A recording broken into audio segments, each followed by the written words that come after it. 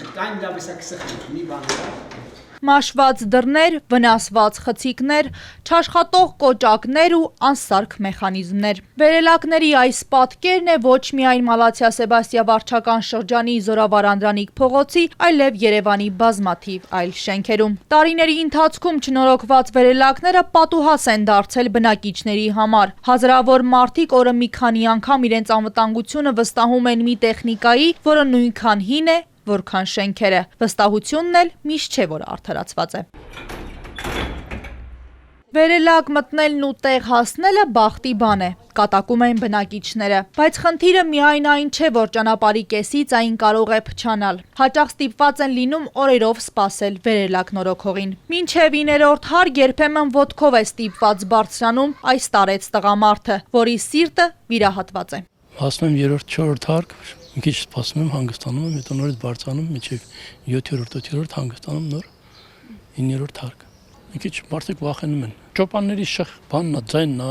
խփոցի բանը են։ Խափանում է 2 օրից մեկ, ամիսը պատահում է մի անգամ։ Ես էլ հիվանդ եմ էլի 80 տարեկան, մի կերպ 10 հետ նստում եմ, լեկարս դուրս եմ անում, խմում եմ բարձրանում։ Չև 2-րդ հարկը բարձրանում էլ չեմ կարողանում, ոտերս բռում է, գլուխս պտտվում է, ուզիս բռնում է, ձգում է, չեմ կարողանում։ Մի անգամ եկա կոճակը հորեցի, դեսի չի աշխատում, մնացել է վերև։ Որոշ բնակիչներ նախընտրում են աստիճանները, վախենում են օգտվել վերելակից։ Ասում են հաճախ այնպիսի ձայներ են լսվում, որ թվում է հիմա խցիկը կընկնի։ Կոնկրետ ես վախենում եմ ամեն անգամ, տատանվելով, ձեն հանելով, ես կատակով ասում տնք-տնքալով բարձրանում եմ։ Հետաքրքրվել են Մալաթիա Սեբաստիա վարչական շրջանի բնակիչները, իրենց շենքերում այս տարի դեռ չեն փոխվելու վերելակները։ Ես հետևել եմ ծրագրին, որ չկա այս տարվա ցանկի մեջ մեր շենքի համարը։